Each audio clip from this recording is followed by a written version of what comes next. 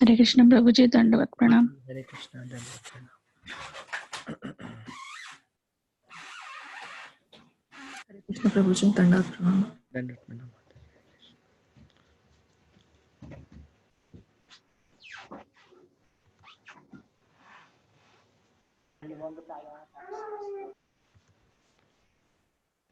हरे कृष्ण प्रभु जी। माता जी हरे कृष्णा, दंडवत प्रणाम। दंडवत प्रणाम।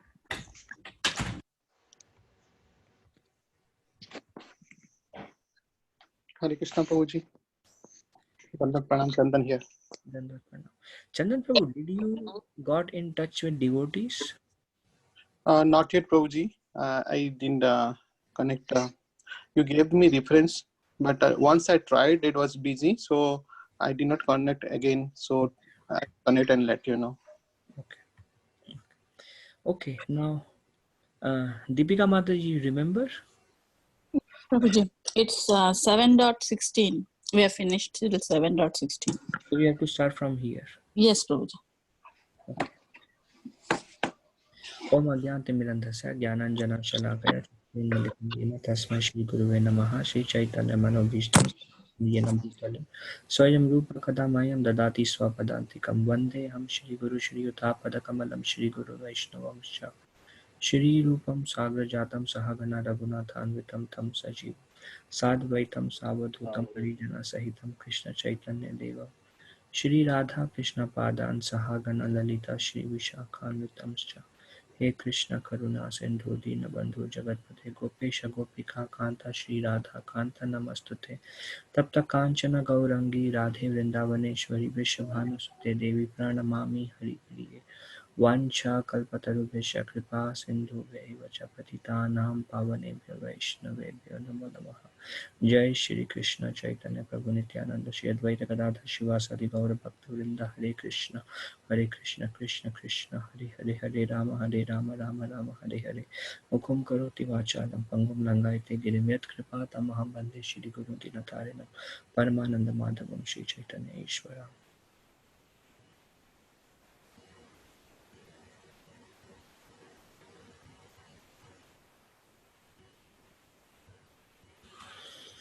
Okay. uh, we are continuing the seventh chapter. Hopefully, Krishna willing, we should be able to finish this chapter today. Acronym is head. Importance of hearing everywhere. E stands for everywhere. Krishna is the source of creation and Krishna is within creation. Then A stands for accept and reject. And we saw four kind of people who reject Krishna and four kind of people who accept Krishna. So the four kind of people who accept Krishna are those who are distressed. They approach Krishna to remove their distress. Those who need something material, it can be wealth or anything that can be acquired through the wealth. They may also approach Krishna for help. Or those who are inquisitive, they want to learn Bhagavad Gita. Their conception, their idea is not clear, but they think there is something beyond, and they want to know more. And then those who are in knowledge, they are already liberated souls with no material desires, and they want to attain the perfection. So all these four kind of people may approach Krishna. Now this is where we ended. Okay, please read. Yes, Prabhuji. Of these, the one who is in full knowledge and who is always engaged in pure devotional service is the best. For I am very dear to him and he is dear to me. One who tries to approach Krishna for knowledge. Not for knowledge means not for material desire, but just to know more about Krishna and just to attain Krishna. Among these four, this person is the best. Um, um, and because he is engaged in pure devotional service. Actually, these people who who are in knowledge, as we saw the example of Sukadev Goswami, four Kumaras, they are already liberated souls. So Srila Prabhupada mentions that pure devotional service begins after liberation. So the same devotional service will purify the heart from lust, anger, greed, will liberate us, and same will take us to back to Godhead or Krishna Prema also. For I am very dear to him and he is very dear to me. Okay. Because they have no material desires, they are very dear to Krishna. Okay. Reading.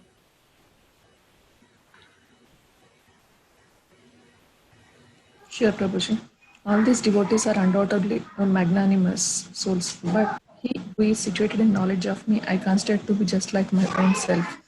Being engaged in my transcendental service, he is sure to attain me, the highest and most perfect goal. All these devotees are undoubtedly magnanimous souls. Even if somebody approaches Krishna for wealth or out of distress, he is also magnanimous. Because the moment he approaches Krishna, his path back to Godhead begins. And that's why now another reference that is mentioned is also one needs a certain qualification to approach Krishna. If one does not have, if one does not have piety for many births in the past, he will approach for the same wealth, for the same distress to some other demigods. But if somebody is approaching Krishna for any reason, they are considered magnanimous souls. And then, but he who is situated in knowledge of me, I consider to be just like my own self. Being engaged in my transcendental service, he is sure to attain the highest and the most perfect goal. Okay. Sridhar Prabhu. Prabhuji, he is not here today. Okay. Okay. Anyone else? Prabhuji, shall I read? Yes, please.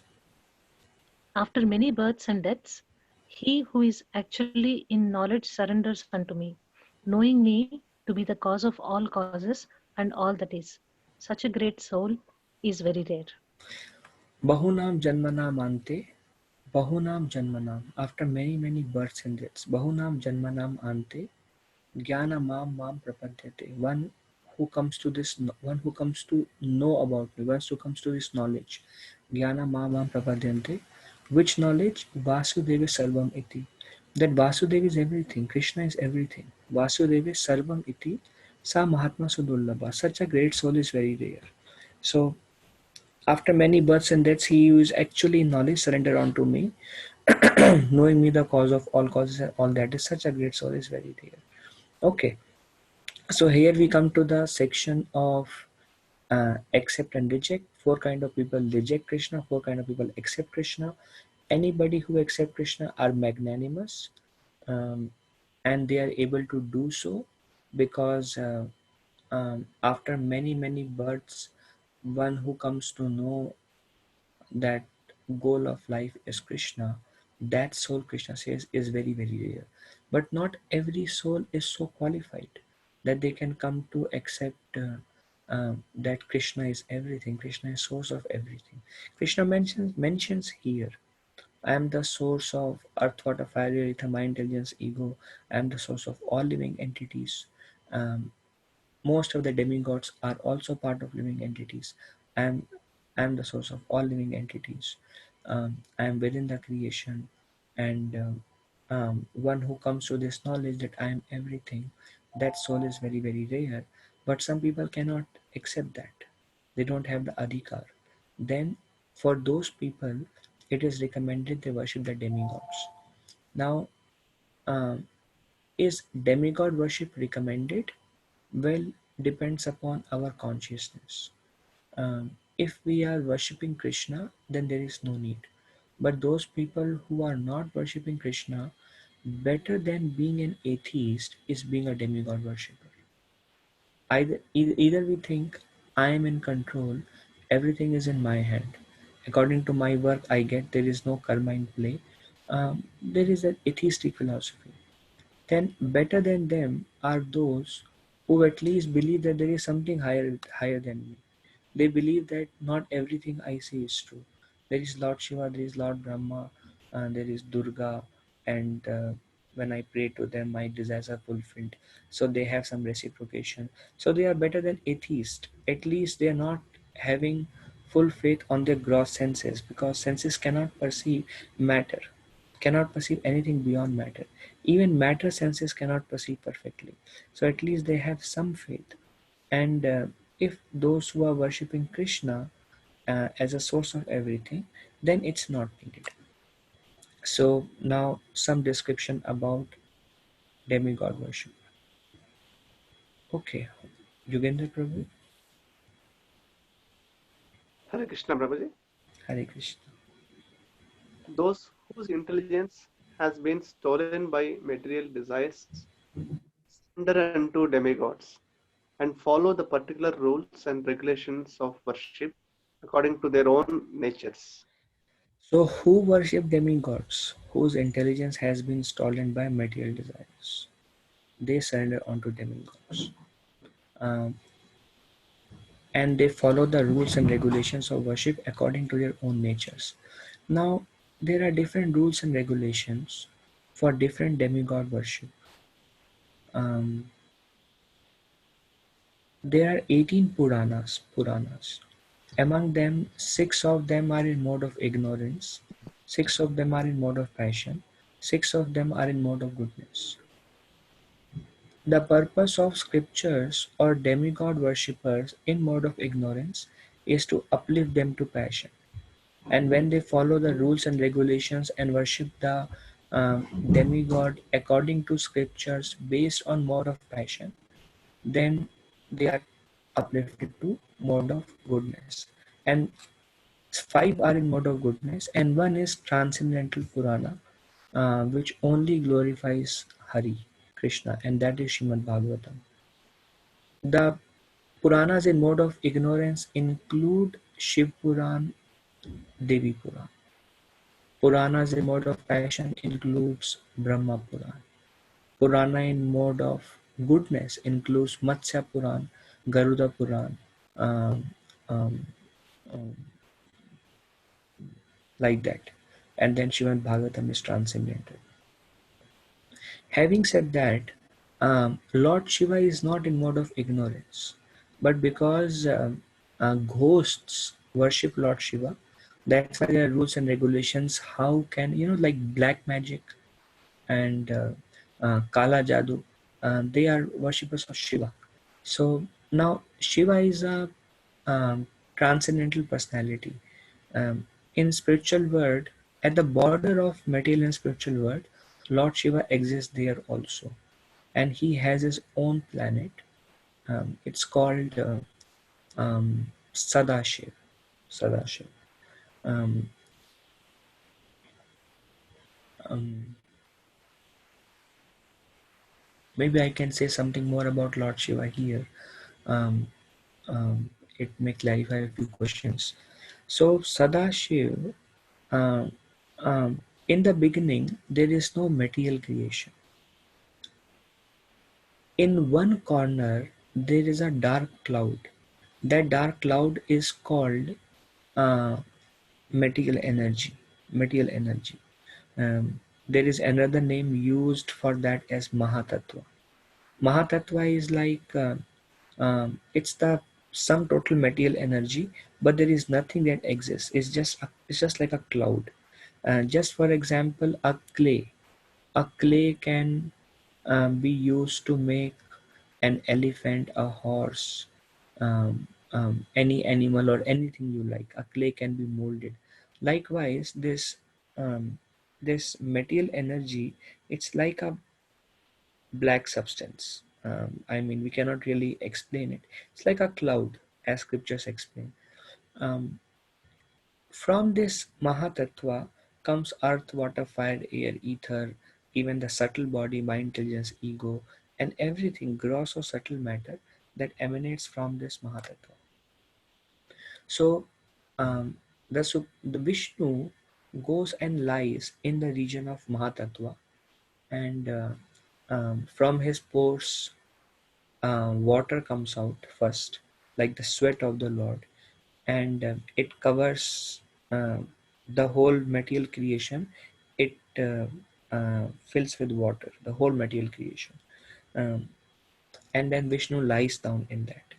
And then when he lies down, he breathes, and when he breathes out, then all the universes comes out from his pores, skin pores, and then Vishnu glances at these universes.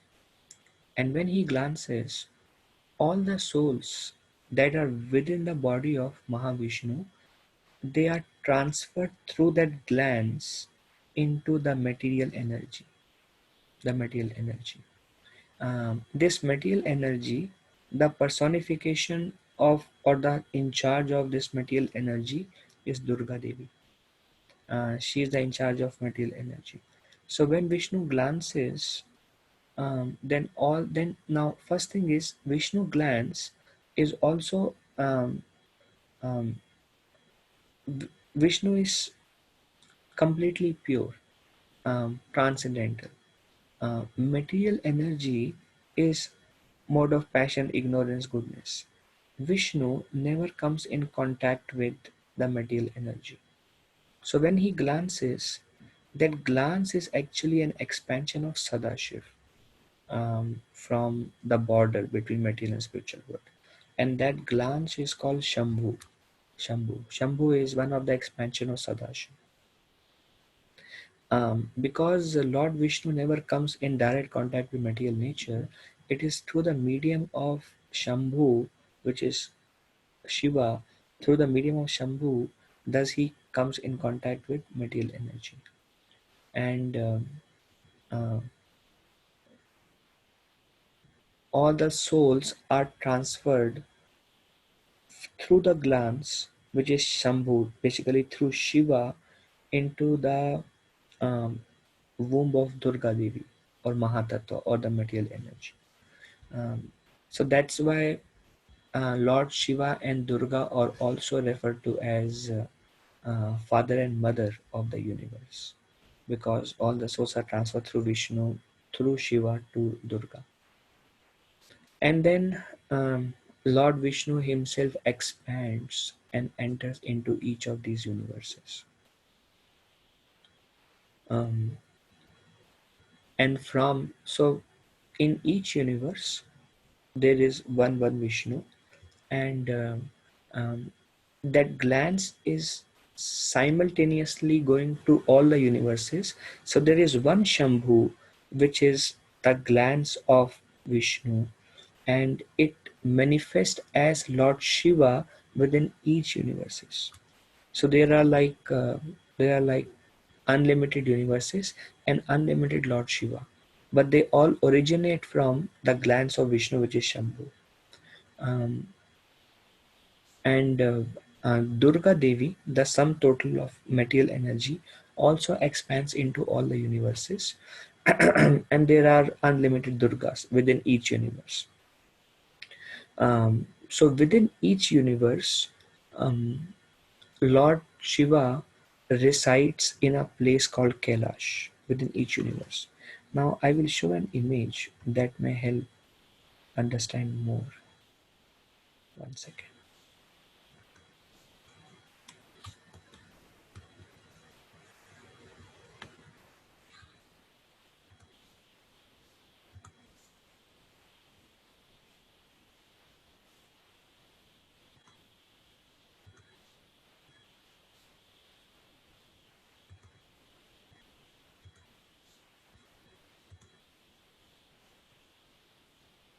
Okay. So as you can see, it's a pictorial representation of what we were just discussing. So there is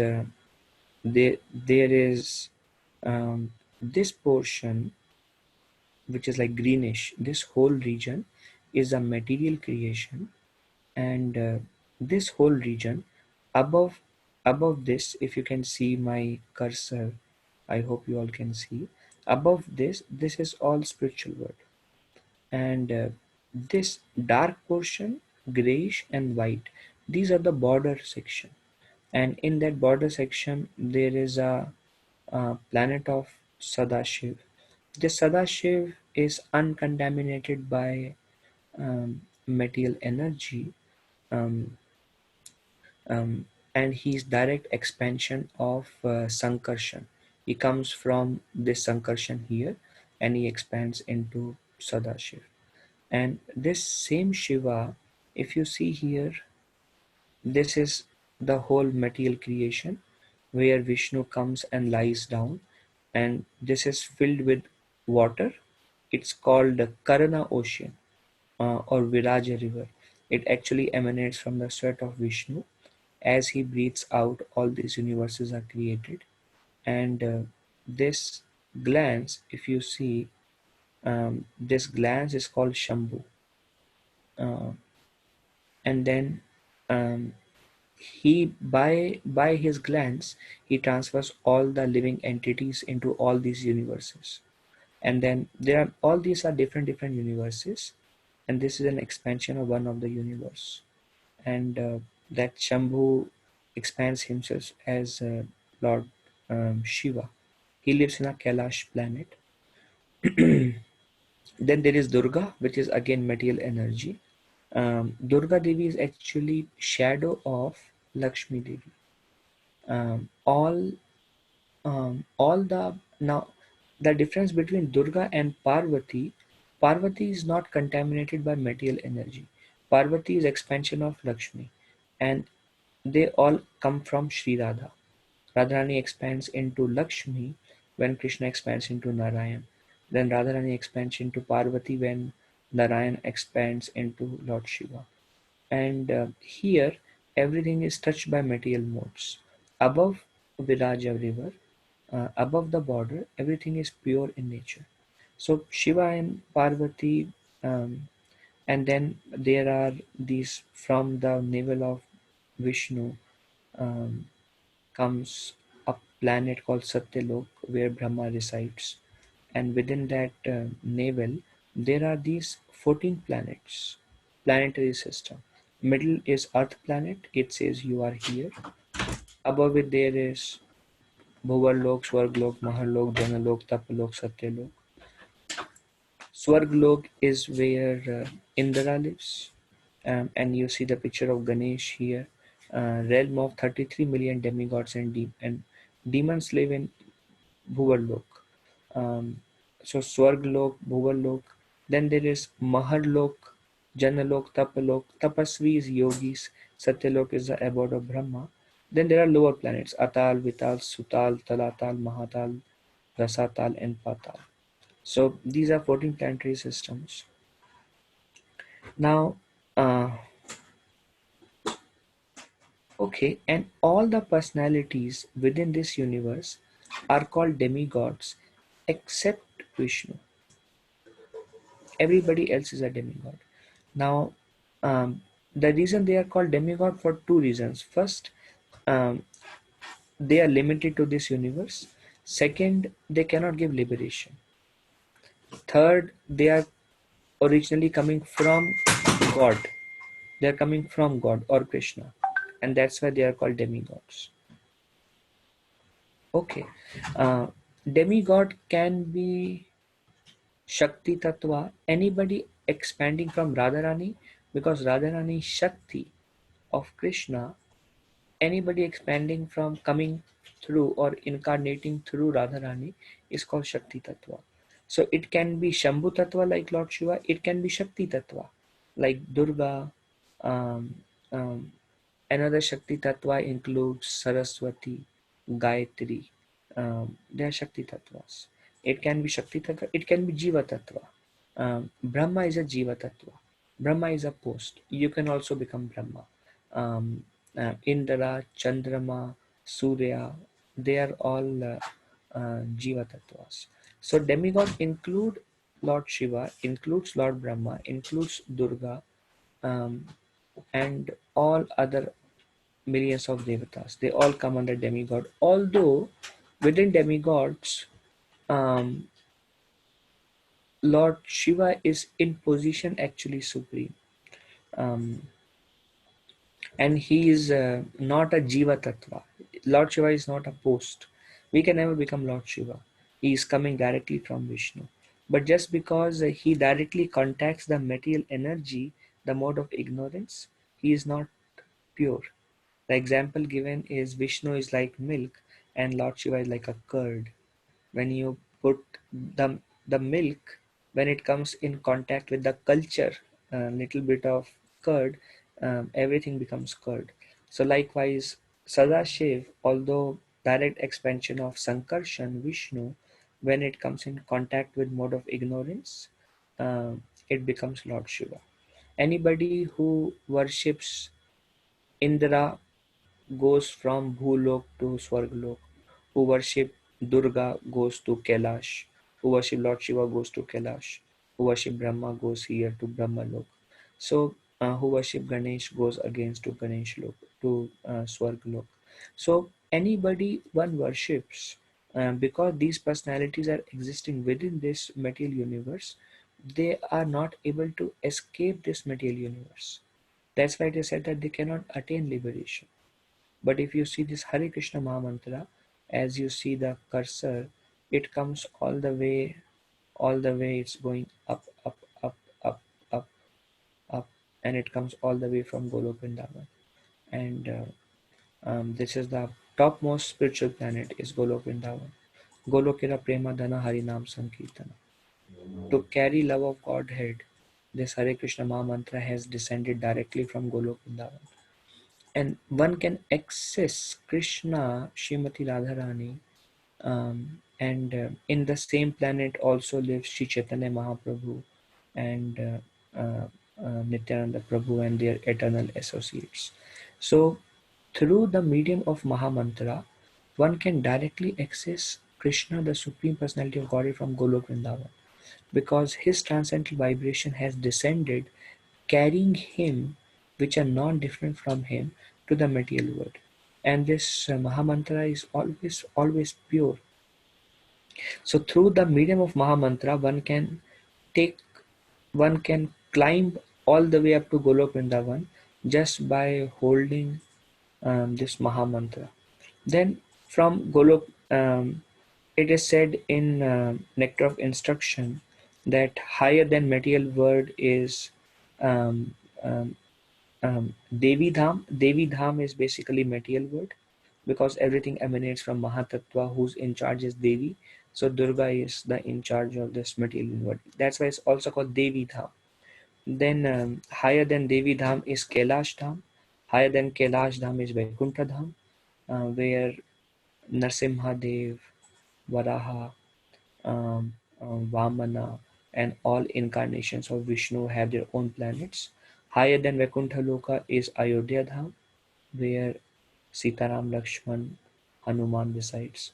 Higher than Ayodhya is Dwarka Dham, where Krishna is like a king, and Krishna has many palaces and many wives like Rukmini and others. Higher than Dwarka is Mathura Dham. Higher than Mathura is Goloka Vrindavan. Mm. So this is little bit about this chart. Now, anyone has any question at this point of time about demigods Yes, or yes, Prabhu. Can you hear me? yes, Devashish Prabhu. Go ahead. Um, uh, Prabhuji, you said that when Krishna it comes in contact with material energy, he becomes Shadashiv and then expansion of Shambhu. And Well, so, Sadashiv is directly expansion of Sankarshan, but when Vishnu comes in contact with material energy, that glance is Shambhu, that glance is an expansion of Sadashiv. Shambhu is expansion of Sadashiv manifest through the glance of Vishnu. right. So, Prabhu, when Krishna descends here in so many avatars and Leela, to perform Leela, does he take like uh, the route of like what I mean to say is, does he again come through Shadashiv, or does he No, manifest by his he own comes. accord? He comes directly. He comes. Okay, He like when Krishna comes, he descends from Golok Vrindavan, and he manifests himself through the heart of Devaki. He comes directly. right. And so as other other avatars, like Nrsimhadev, Vamandev, Lord Rama, they descend from their planets to Yeah, this they earth. they many of the incarnations they appear through the medium of Brahma. Like when Brahma one time from his nose Vamandev came, like that. So they may appear through the medium of Brahma, but they are still the supreme personality of Godhead. Right. So, there was one more picture that I was seeing. I don't know if it's the same picture, but the same eyesight, or like the rays of mm, uh, coming out from eyes of Vishnu was showing as Shakti Tattva or the Durga. No, So it this comes. one you are saying, No, it contacts Shakti Tattva or Durga, but the ray is Vishnu. So that's where the ray is Shiva or Shambhu. And Shambhu and Shakti combine. So they are like husband wife. Just okay, like uh, just like a father um, gives the soul or the seed to the mother during procreation.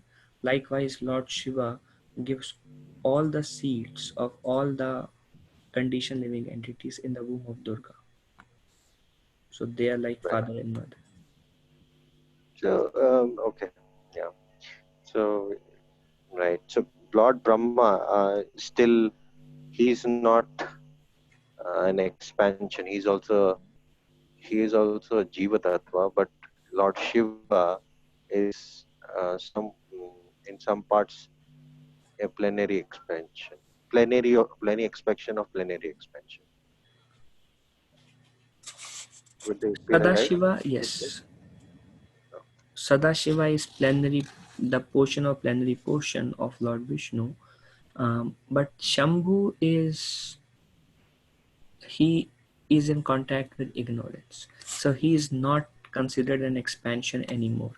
That's why he Okay. cannot be called Vishnu Tattva. That's why there is another name called Shambhu Tattva, because Vishnu Tattva are pure. They are not in touch with material modes. Okay. So Sadashiv, who resides with his consort in Kailash, Yeah, is Vishnu Tattva. he is Vishnu Tattva. Yes, Prabhuji. Yes. Although originally Shiva, Sadashiv is a Vishnu Tattva, still Lord Shiva, whom people worship in this material world, is called a demigod because he is not Vishnu Tattva. He is expansion of Shambhu, so he is in charge of mode of ignorance. And that's why people who worship Sadashiv, they stay within Kailash planet, within this universe. Sadashiv is Is that a inaccessible. sorry, Prabhuji? Is that an eternal planet? Uh, the the above one, the Yes, Kailash. yes. In Anything beyond this boundary, Prabhu, eternal. If a person crosses here, he is considered liberated. But there are multiple kind of liberation. This is like merging into the supreme original light. So it's called Sayujya Mukti. He does not have a conceived form. He just floats in a very minuscule infinitesimal, like a dot in Brahma Jyoti, and above he can enter and get personal liberation in any of the spiritual planets. But anything above this is considered liberation. Everything above so this is Prabhuji, eternal. Go ahead. Prabhuji, you said the liberation in Brahma Jyoti. You said there is uh, the chance of again coming back to Earth or other Yes, earthly yes. planets, There is a chance. Yes, lower planets. So yes. um, I'm, I'm I'm wondering if I am a minute particle and I'm floating. I am not in a form of desiring anything. How is it possible that I will, you know, again go back there? I mean, I really don't know what is that form in Which form as you a mean minute in particle Brahmajyoti? in Brahmajyoti. It's very See, the what is soul, the the yes, soul has a Prabhuji. form. You can hear me fine? Hare Krishna. You can hear me okay? Yes, Prabhuji. No, yes, Prabhuji. Yes. See, the soul, Ramakrishna, Prabhu, can you connect this to charging? See how you can do it. See if it goes there. Now, the soul, Prabhuji, in this material world, Upanishads explain, it is of the size 10 to the power minus 4, tip of the hair. So, tip of the hair is like, you know, micrometers or whatever. It's not Right. showing charge. Yeah, it's charging. Thank you. Thank you. So the spirit soul is too tiny.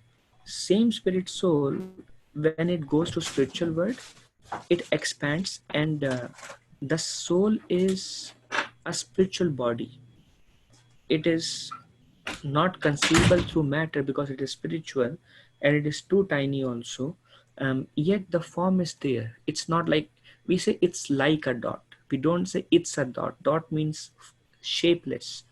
But um, and thus the spirit soul, although infinitesimally small in size, still have a form. When it goes beyond Brahma Jyoti and enter into one of the spiritual planets, the same expands, and that's our original Swarup. We already have a Swarup, but when we come down to this material world, it becomes infinitesimal.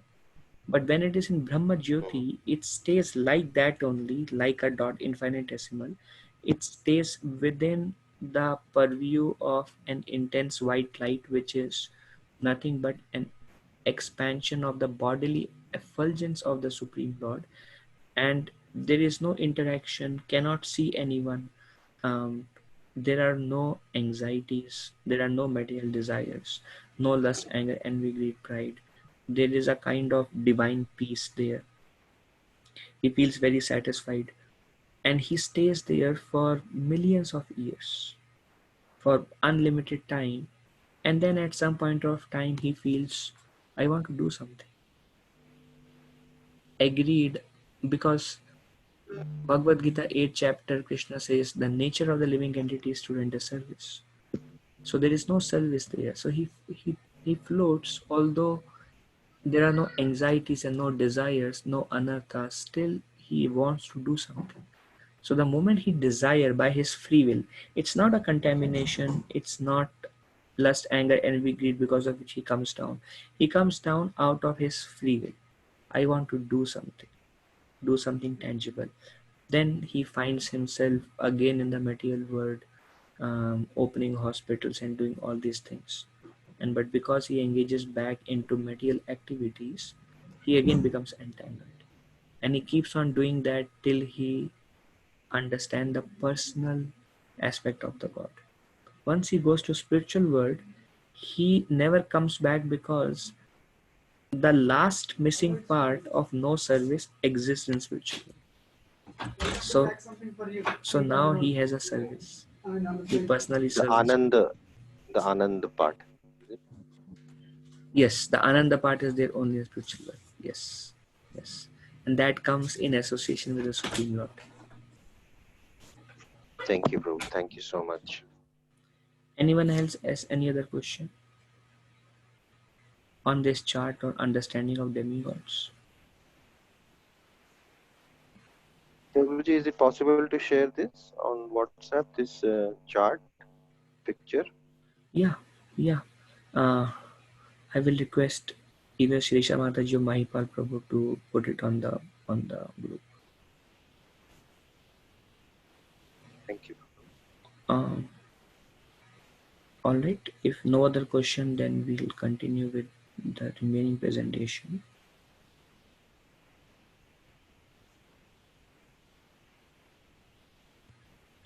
All right. So um, again, those whose intelligence has been stolen by material desire, they surrender unto demigods and follow the particular rules and regulations of worship according to their own natures. They will naturally be attracted only to those demigods. Like the ghosts are naturally attracted to black magic and other tantras, because that's their nature. um, and Kali worshippers are also, Devi Puran mentions Kali worshipper, or also in mode of ignorance. So um, in the book of my spiritual master, The Journey Home, Maharaj mentions one time he went and stayed in temple of Kali, and within the temple premise, the priests, the pujaris, will bring the goat and cut the head of the goat, and will make a garland with the goat's head and offer to Kali with blood dripping, and they would offer the blood to Kali also. So that's how they worship Kali. So it's in mode of ignorance. A person in mode of goodness will not be attracted to such heinous form of worship. At the same time, a person in mode of ignorance will not be attracted to the pure process of chanting, remembering, offering prayers, doing deity worship. Um, Pure bhakti, he will not be attracted. So, based on rules and regulations, there are different scriptures, and they follow those. And people who worship the Supreme Lord, usually without material desire, at least eventually, and people who worship all the demigods, all of them have some material desires, most of them. Like Hiranyakashipu worshipped Brahma because he wanted to become the ruler, he wanted to defeat Vishnu, he wanted to become eternal. Likewise, Ravana was worshipping Lord Shiva. So they were worshipping these demigods. But if you see, anybody who worshipped demigods remained contaminated. Their desires gets fulfilled, but they remain contaminated. Ravana, by worshipping Shiva, did not become pure. Hiranyakashipu, by worshipping um, Brahma, did not become pure. So we may worship demigods if we want some peace, if we want material peace, if we have some business problem, or if we have some of these material desires, those they can fulfill, but they cannot remove lust, anger, envy, greed, pride from our heart. They cannot purify. And we can see that those people who are worshipping demigods since decades, 20 years, 30 years, 40 years, you will not see them become pure. Whatever they were before, they will be the same people. But you see, on the contrary, worshippers of Vishnu become purified. Like Dhruv Maharaj, he worshipped Vishnu, and he wanted kingdom greater than Brahma's planet. He wanted that. But when Vishnu appeared to him and he said, I will give you my own planet to rule, and Dhruva said, my lord, I am sorry. Now I have seen you, please. No other desire is remaining. Please, I don't want anything. He became purified. Likewise, Gajendra, although approached out of distress, became purified. So anybody who approach Vishnu, they become pure devotees. They become purified. So that's why it is recommended, even if we have material desire, we should still approach Krishna. We should not approach demigods. Um, Krishna or will Krishna will can also fulfill the material desires, and he does, um, but he will not fulfill if those desires will take us away from bhakti. So Krishna has that check. Demigods does not have that check. Even if it is not good for us, demigods will give us, because they don't really care about us. They just it's like, business. You offer oblations and sacrifice to them, and they will give you the result. They are happy by receiving the oblation sacrifices. um, so now you see Dhruv Maharaj approach Vishnu for kingdom bigger than his great grandfather. His desire was fulfilled. He got a planet bigger than great grandfather, which is called Dhruvalok, Shweta Dweep, and he ruled that planet for 36,000 years. So desire was fulfilled. So Krishna also fulfills desires. It's just when we are ready for it, he will fulfill. But along with fulfilling desire, he will purify us also. Just like common example, if you go to some sweet shop in India, over the sweets there are so many flies and madhumakhi and so many um, insects nearby, and they are sitting on it, and then you go and you say, give me this malpua or laddus or barfi, and they will give it to you. Gulab jamun, they will give it to you. They don't care if it is contaminated, if it is harmful, if it can cause dengue fever. They don't care, they just want to sell. But the father will say, don't you see there are so many flies nearby, you're not going to get it.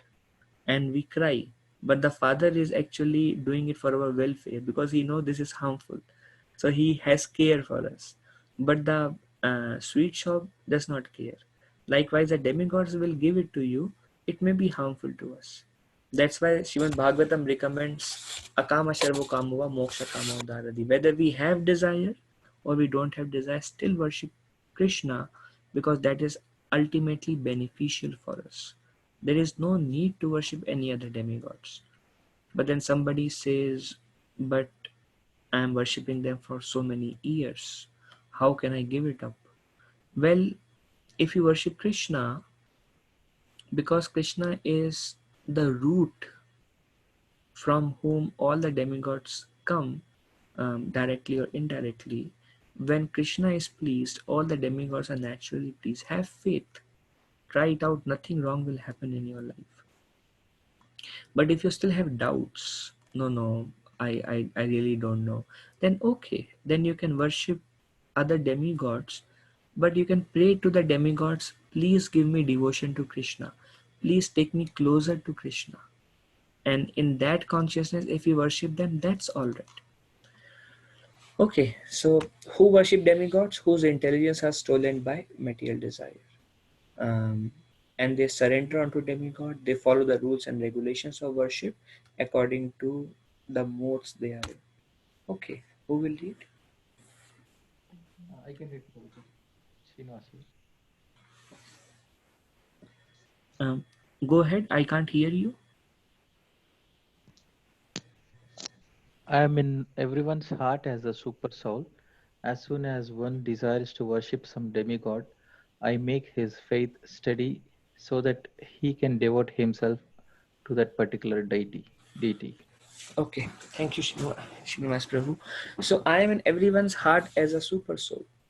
Um, as soon as one desire to worship some demigod, I make his faith steady.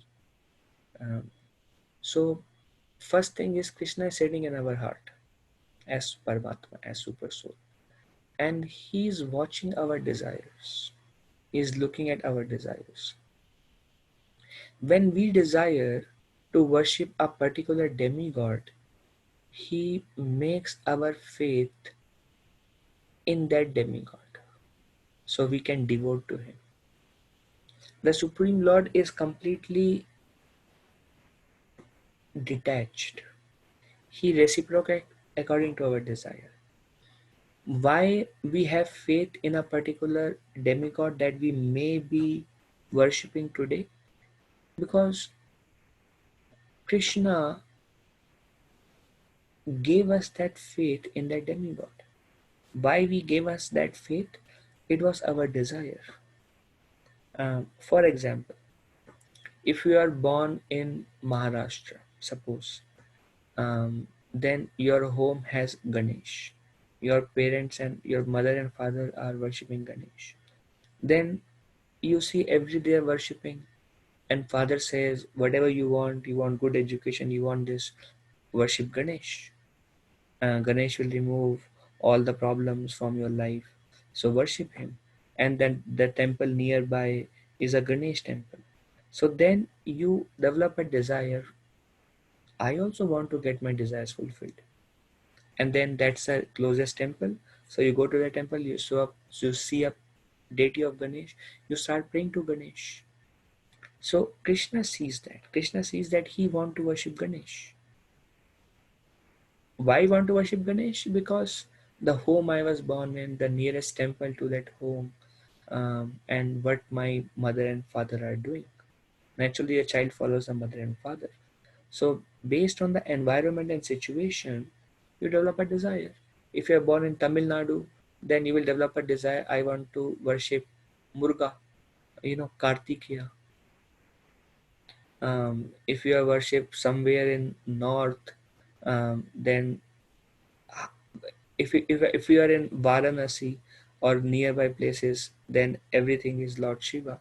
If you are in north, many places everywhere is Durga. Durga is in many other places also.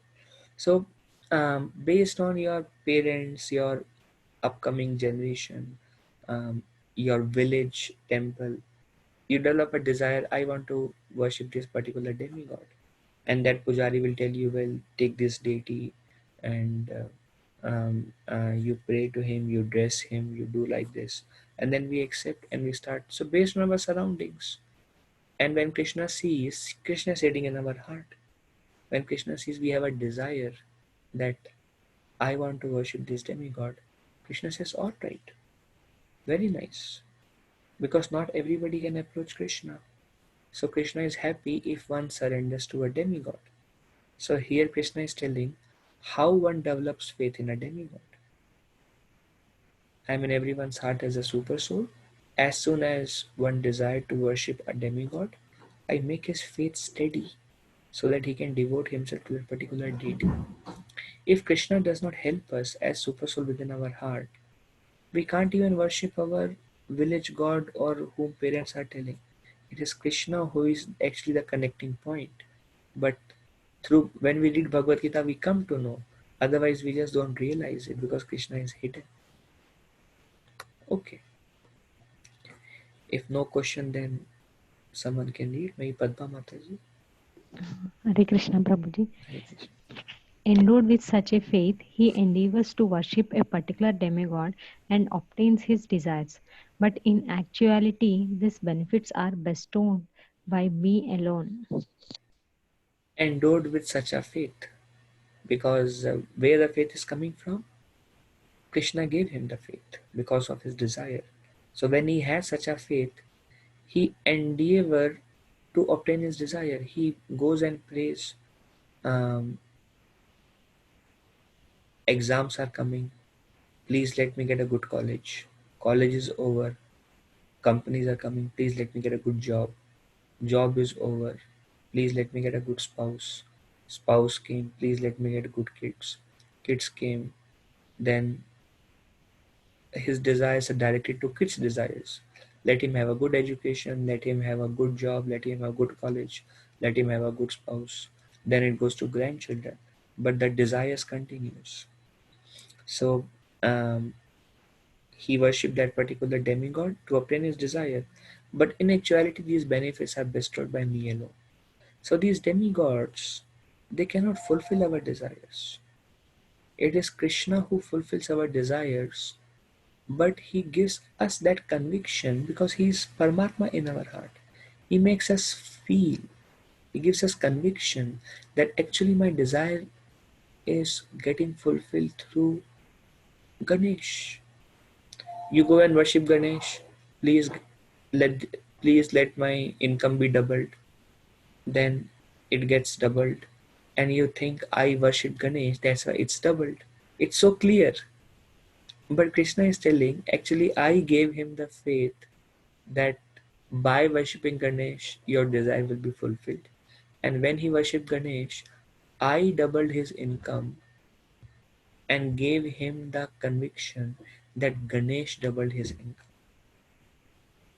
And then that particular person's faith in Ganesh increases. Then he tells his child, only Ganesh. worship Ganesh. But in actuality, these demigods cannot fulfill our desire. Only Krishna fulfills our desire. But because these are demigods, the reason they have that position is because they are devotees. There are two kind of people. One is called Asura, one is called Sura. Asura are demons, Sura are demigods. Asura are non-devotees, atheists. Suras are devotees of the Lord.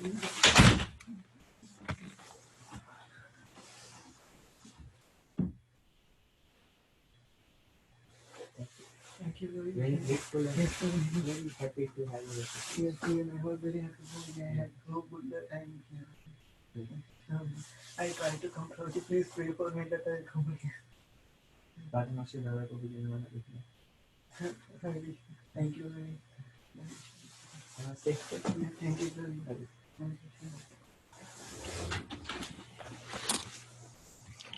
Sorry, one devotee was leaving to California. I had to see him off. So, um, uh, what was I telling? What was the last statement? Prabhuji, Sura and Asura. Thank you. So, Suras are devotees of the Lord. And if anyone, like you all can also become Indra, Brahma, Chandra, you will become only if you are very nice devotees of the Lord. Then only you can become. So, Krishna has given them the position to manage the universe. For example, you will give your company, suppose you have a business, you have a company, you will give your company to your son only if you think he is capable of running the company. And if he listens to you, if he doesn't listen to you, and if he spoils everything, then you will be hesitant. Then you will hire somebody else or do some other arrangement. So likewise, Krishna does not want to give in charge of this universe to those who are demoniac and atheistic. He gives his devotees. But when he has given them the in charge to run the universe, then he supports them. He supports them. We see whenever demigods have any problem, Hiranyakashipu, everybody became servant of Hiranyakashipu. All the demigods went to Vishnu, please help us. Ravan came, Mother Earth atrocities. Every time they go to Vishnu, please help us. And Vishnu is supporting them. Even we see in Samudra Manthan, um, the the demons got the nectar in the churning of milk ocean. So Vishnu came as Mohini Murti and biased towards demigods. She tricked the asuras and gave the nectar pot to demigods. So Krishna always supports demigods because he has given them that position. He is always with them. So whenever somebody worship demigods, if the demigod says all right, if the demigod just desires, Krishna fulfills the desires of demigods because he has to support them, because they are doing his work, universal affair. Somebody has to do it. They are doing it. At the same time, Krishna says there is no need to ask material desires to them. Just try to come back to me. The purpose of this universe is people who have forgotten Krishna, who are rebellious against Krishna, who turned against Krishna out of curiosity or for whatever reason. The goal, then Krishna created a universe where we can try to enjoy independent of Krishna, but Krishna is waiting for us to come back. If we want to go back, there is no need of this material universe, there is no need of these demigods. The purpose is not to keep fulfilling our material desires and continue material existence birth after birth. The purpose is to go back to Krishna. That's why we'll be happy and satisfied. That's the purpose. Okay. All right. Any question, please ask me then and there. Otherwise, who will read? I can read, Prabhuji. Okay. Men of small intelligence worship the demigods, and their fruits are limited and temporary. Those who worship the demigods go to the planets of the demigods. But my devotees ultimately reach my supreme planet. So Krishna is telling three kind of intelligence: small intelligent, no intelligent, and who are intelligent. So here Krishna is telling what do small intelligent people do. Men of small intelligence, they worship the demigods. And why they are called small intelligent? Because their fruits are limited and temporary. They are so eager to increase their business, and when death comes, the whole business is taken away from them. And then the child says, was I a fool that I was working so hard throughout my life with so much pain and labor to attain and brought my business to this extent, and then I have to leave everything? Then Krishna says, yes, you were less intelligent. That's why you worked so hard for this. Ultimately, you can't enjoy that also. So that's less intelligent. So if you are really working hard, try to gain something that is for your real benefit, eternal benefit. So people who worship demigods, first thing, why they worship? Verse number 21, Krishna says, because they have material desires. And they get material desire fulfilled, but what is the use? All the material desires, even if they are fulfilled, they end with the body. So the results are limited and temporary. That's why they are called less intelligent, small intelligent, less intelligent people. Kam buddhi ke log. Those who worship the demigods go to the planet of demigods, but my devotees ultimately reach my supreme planet. Some people have this conception, Shiva Brahma Vishnu Durga सब एक ही तो है. नहीं नहीं, सब एक नहीं है. Vishnu the supreme lord, rest everyone is universal affair appointed by the supreme lord for the particular purpose. Anybody you worship, ultimately you reach the same planet? No. If you worship the demigod, whoever you worship, you go to that particular planet. You take a flight to India, you go to India. You go take a flight to China, you go to China. You take a flight to, if somebody says doesn't matter, so many flights are leaving, you take any flight, ultimately you reach the same destination, then they are called fools, because the flight says where it is going, that's where it's going to take you. So whoever you worship, you go to that planet. Okay, all right. Unintelligent people. Shweta Mataji, you are around? No, Prabhuji, she's not around. Okay, anybody else can volunteer? Unintelligent men who do not know me perfectly think that I, the Supreme Personality of Godhead, Krishna, was impersonal before and have now assumed this personality. Due to their small knowledge, they do not know my higher nature, which is imperishable and supreme. Okay, what do unintelligent people do? Small intelligent people understood they worship demigods, they get some material desires, but they are less intelligent because everything ends with life. They don't make spiritual progress, they don't purify their soul, they stay as contaminated as they were. In fact, after running behind material desires, their material desires further increases. Just like Krishna says, it burns like fire, and it further increases. So they become further contaminated, so less intelligent. Then unintelligent people, less intelligent people, at least they are worshipping demigods. Unintelligent मतलब उनके पास थोड़ी बुद्धि है, इनके पास बुद्धि नहीं है. They don't even have any intelligence. Who are they? They do not know me perfectly, think that I, the Supreme Personality of Godhead Krishna, was impersonal before and have now assumed this personality. Due to their small knowledge, they do not know my higher nature, which is imperishable and supreme. So they think Krishna did not have a form before. Now Krishna has a form, and after Krishna disappears, his body ends, and again Krishna does not have a form. So there are such group of people. They say God does not have a form. God is energy, the supreme energy, um, and he comes in the form of either Lord Ram or Lord Krishna or any other um, Lord incarnated from Brahma Jyoti, performs his pastimes and then merges back into Brahma Jyoti. So they worship the Lord as Brahma Jyoti. And those people say that we should worship the deities also, because by worshipping the deities is a medium, because we are personal, so we should worship somebody personal. So let us worship deities, and eventually the goal is to go beyond the deities and realize that ultimately God does not have a form. So those people, Krishna says, they do not have any intelligence. And trust me, this verse, lot thousands and thousands of people don't understand this. They think God does not have a form.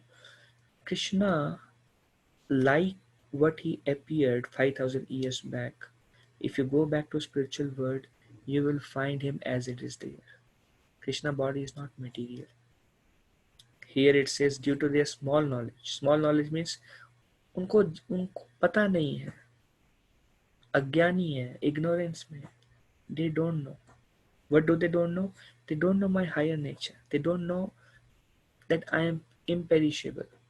When we say Krishna body dies, some people say like that. So we are telling Krishna is perishable because he perished. चले गए ना, perish हो गया उनका शरीर. But Krishna is telling they don't know.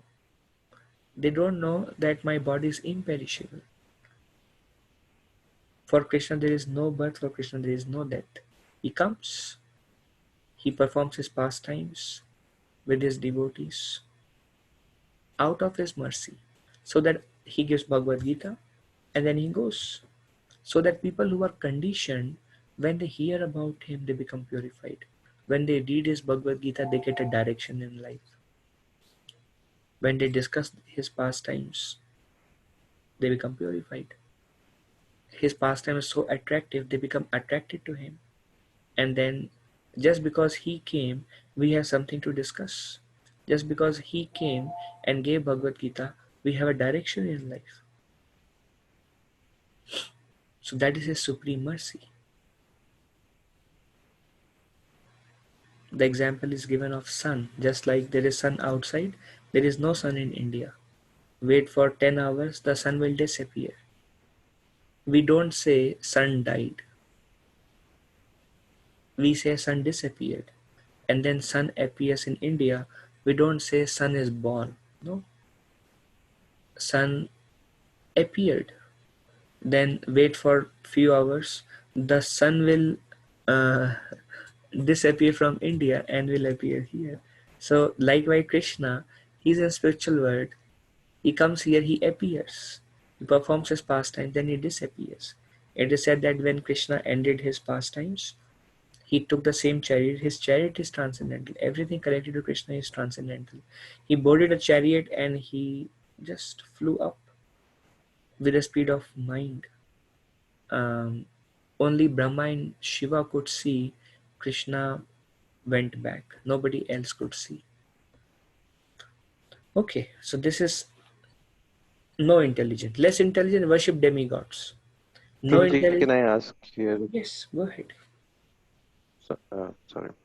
Prabhuji, you said Krishna boarded the chariot and he went back to Goloka, and only Brahma and Shiva witnessed that. So everybody else thought that he perished like the way we all know. No, he With didn't perish. He just disappeared. Brahma and Shiva could see that he flew. Others, it was so fast. Others didn't know what happened. Just Krishna is not there anymore. so the pastime of hunter and him at the last did uh, that That's happened, right? that happened. That's when um, those who don't know, the hunter thought an animal. He shot an arrow. The arrow hit the ankle of Krishna, and that's the point when Krishna ended his earthly pastime. Everything is Krishna's arrangement. So if you know the entire pastime, then there was some boys from Yadu dynasty, and Yes. one of the boy was Samba.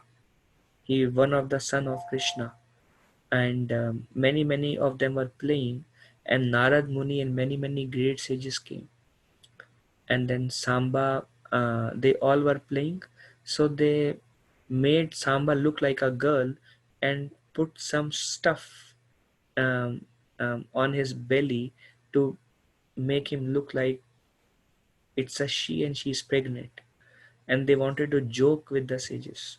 So they went to the sages and asked the sages, who will be, you are sages, you are supposed to know everything, who will be born, a boy will be born or a girl will be born?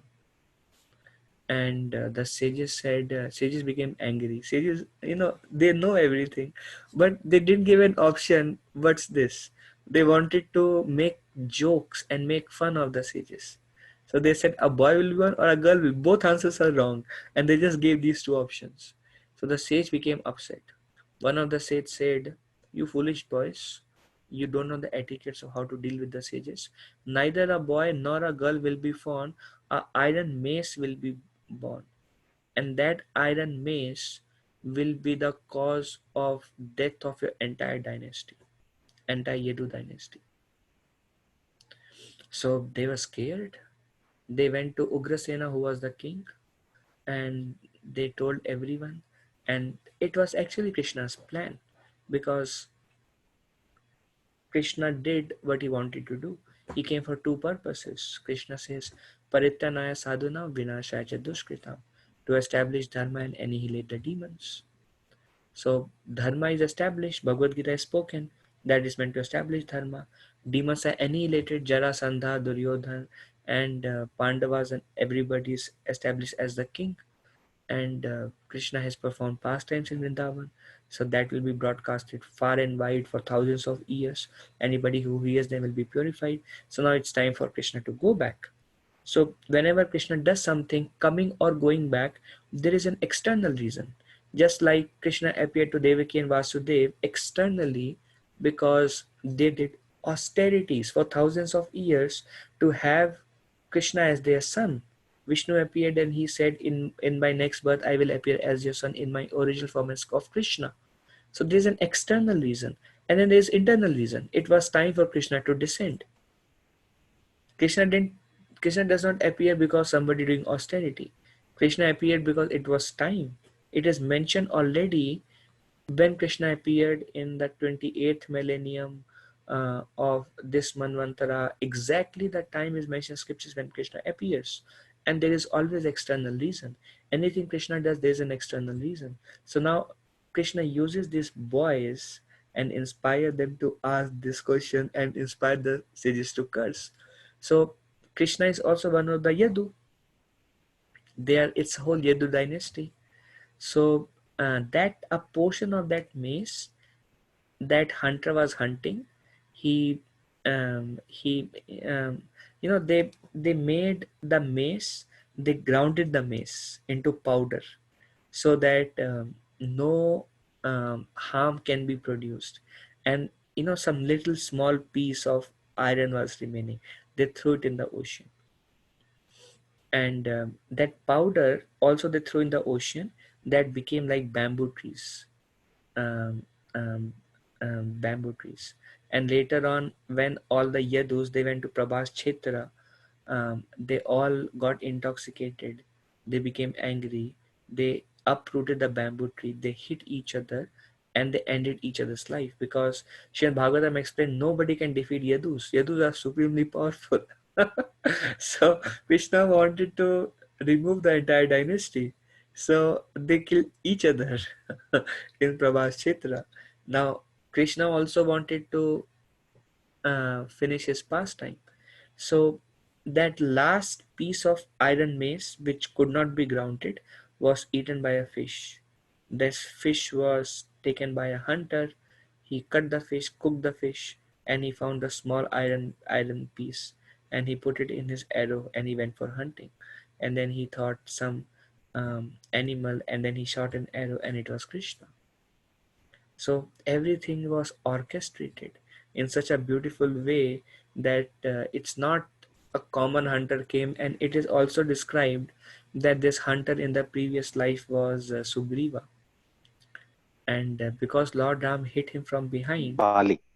Bali, yeah, sorry, Bali, and because Lord Ram hit him from behind, um, because Bali had this benediction that anybody who fights with me, I will take half of his power. But Bali cannot take half of the power of Lord Ram. He's a supreme Lord. So Lord Ram shot him from behind. Bali said, "This is not fair." Lot of interaction, not going in detail. Then he said, "All right, in my next birth, you will become the cause of ending in my next incarnation, in my next appearance. You will become the cause of my ending the earthly pastime." And that's how he came as hunter. So everything has a external orchestrated, uh, but Krishna's body is still transcendental. Plus, you will see no person on this planet died because of hitting an arrow on the ankle. We see in the soldiers, many of them the whole leg is amputated. Nobody dies. Nobody dies because um, many people don't have legs. Nobody dies because of a small arrow onto the ankle. Is it all right?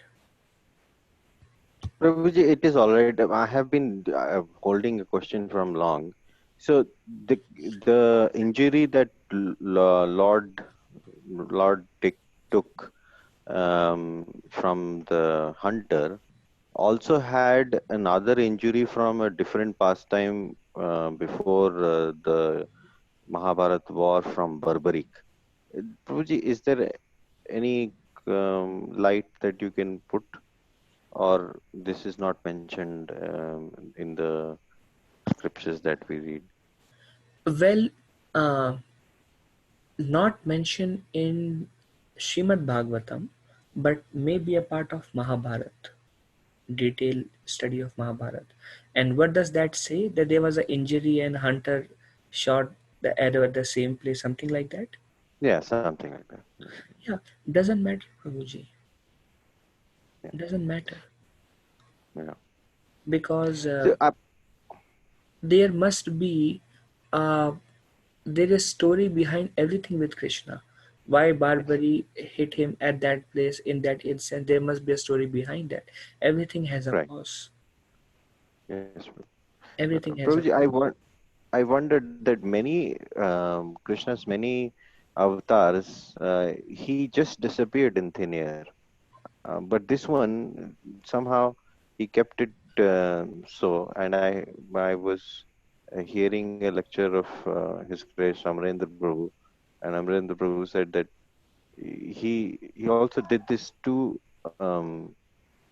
let the faithless keep in doubt and um, unbelief, like that um, Krishna's illusion that form. he is just a mortal. Uh, um, Thank you. So now, are you satisfied? Yes, Prabhuji, yes. Okay. Now, if at all um, some some doubt remains, then this particular verse is itself a praman, that Krishna's body is not material. It says which is imperishable. They, because of their small knowledge, they do not know that I am imperishable. And if Krishna's body is not transcendental, then he was impersonal before and he has assumed the body of Krishna. And Krishna calls that those people are not less intelligent, they have no intelligence. They don't know me actually. So if some confusion comes, then many places Krishna mentions. Like one of the place Krishna says, "Fools deride me when I descend in a human-like form." You remember that verse? Yes, Prabhu. I remember, but I don't remember where Krishna says, exactly. "Such people who think I do not have a form," Krishna says, Fools Yes. deride me when I descend in a human-like form. Another place in 4th chapter also Krishna says, Janma karma cha me divyam. My birth and activities and everything is transcendental. Janma karma cha me divyam. And another way to think is, if Krishna has death, then he should also have birth. But Krishna has no birth. Krishna appeared right from the heart of Devaki without any seminal force, and he first appeared as 400 Vishnu form. He did not appear like a normal child appeared. So Krishna does not have a birth, Krishna does not have a death. Only Right. Prabhuji, un- how much is Krishna's curse from Gandhari that he wanted? I mean, should we? I don't know, but should we think like this, that Krishna also wanted to respect that curse? well, that curse is Yogamaya potency. Nobody has power to curse Krishna. Um, Everything related to Krishna is illusion, just like in the pastime of Lord Chaitanya. Mahaprabhu wanted to take sannyas, so he made one Brahmana who could not enter the pastime of Lord Chaitanya, scold him that you will not be successful in your Grasta life. Mahaprabhu said, thank you. So, nothing, all these pastimes with Krishna is Krishna's pastimes. Is that alright? Whether it Yes, is Prabhu. Gandhari or whether it is um, um, this hunter previous birth, or whether it is the curse by sages uh, to Samba, that this will be the cause of destruction of an entire dynasty. Everything is Lord's pastimes. Everything is an arrangement. There is no incident there. Okay, we have 4 minutes. Anyone else has anything? All right. So let's do this one more verse, and then we'll finish. There are, I think, 5 more verses remaining. We'll continue next week. Who can read this?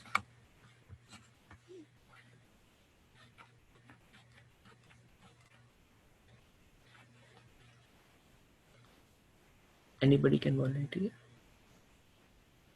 I'll do that for you. I'm never manifest to the foolish and unintelligent. For them, I'm covered by my internal potency, and therefore they do not know that I am unborn and infallible. Thank you, Shriman Prabhu. I am never manifest to the foolish and unintelligent. And who are unintelligent? Who thinks Krishna's form is temporary, who do not understand Krishna is imperishable, and Krishna is transcendental. They are unintelligent. And Krishna is telling, I never manifest to the foolish and unintelligent. For them, I am covered by my internal potency. And therefore, they do not know that I am unborn and infallible. Again, bringing out the same point that we were discussing past few minutes. Krishna is unborn and infallible. Infallible means there is no fall for him. Like a living entity can fall down by some material arrangement, Krishna is infallible. What to speak about Krishna? Krishna devotees are infallible. um, Pure devotees. So um, there is no birth for Krishna. It's just appearance and disappearance. And people without intelligence and foolish people cannot understand that. So according to Srimad Bhagavatam and all the Vedic scriptures, Krishna is an eternal personality who is performing his pastimes in Golok Vrindavan. He descends to this material world just to attract, first to enjoy his pastimes in Vrindavan with his devotees, and also to attract and give a chance to all conditioned souls to hear about him and get purified. And then he continues his eternal pastime. There is more to it. There is much more to it. But just to make it very simple, we are explaining like this. When we discuss about Krishna, when we read Bhagavad Gita, we get direction in life, and when we hear his pastime, become purified. and the goal is Prema Pumarto Mahan, love of God. Okay, so it's 11 now. I would like to stop here unless anyone has any question. Very nice.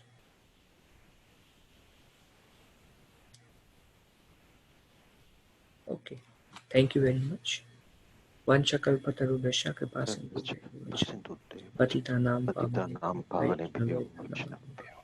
Ananta Koti Vaishnavindra ki Srila Prabhupada ki. Thank you very much. Hare Krishna. Hare Thank you, Krishna Prabhuji. Prabhuji. Hare Krishna Prabhuji. Hare Hare Krishna. Krishna. Hare Hare Krishna.